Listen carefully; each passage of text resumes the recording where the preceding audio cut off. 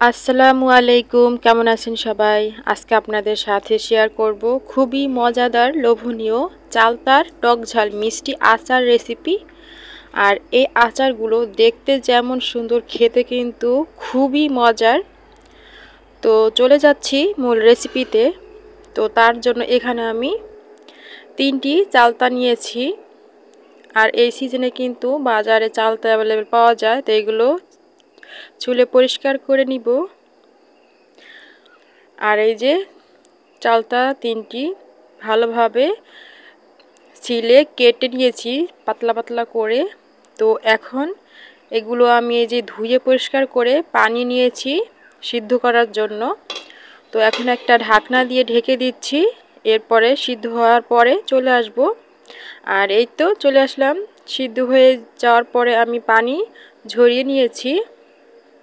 এখন আমি চুলায় একটা হাঁড়ি বসিয়ে দিয়েছি। এখন দিয়ে দিচ্ছি এর মধ্যে 3 টেবিল চামচ পরিমাণ সরিষার তেল, দিয়ে দিচ্ছি 1 টেবিল চামচ পরিমাণ সরিষা ও রসুন বেটে নিয়েছিলাম, তো তারই 1 টেবিল চামচ পরিমাণ দিয়ে দিচ্ছি। এখন এই যে তেলের মধ্যে ভেজে নিচ্ছি।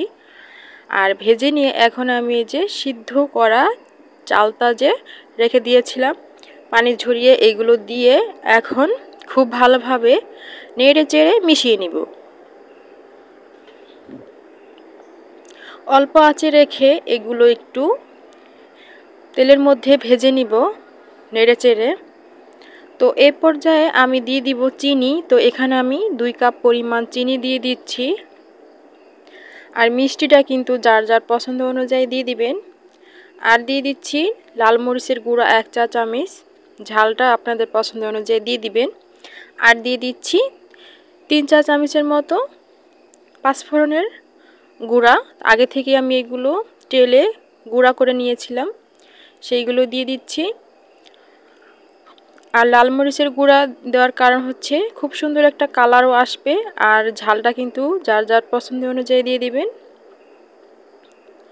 এখন নেড়ে চেড়ে খুব ভালোভাবে কিছুক্ষণ মিশিয়ে নিব।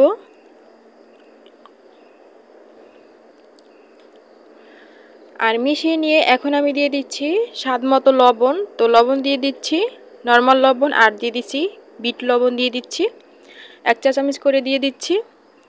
এখন আবারও খুব ভালোভাবে মিশিয়ে নিব। তা এভাবে কিছুক্ষণ মিশিয়ে নিতে নিতে কিন্তু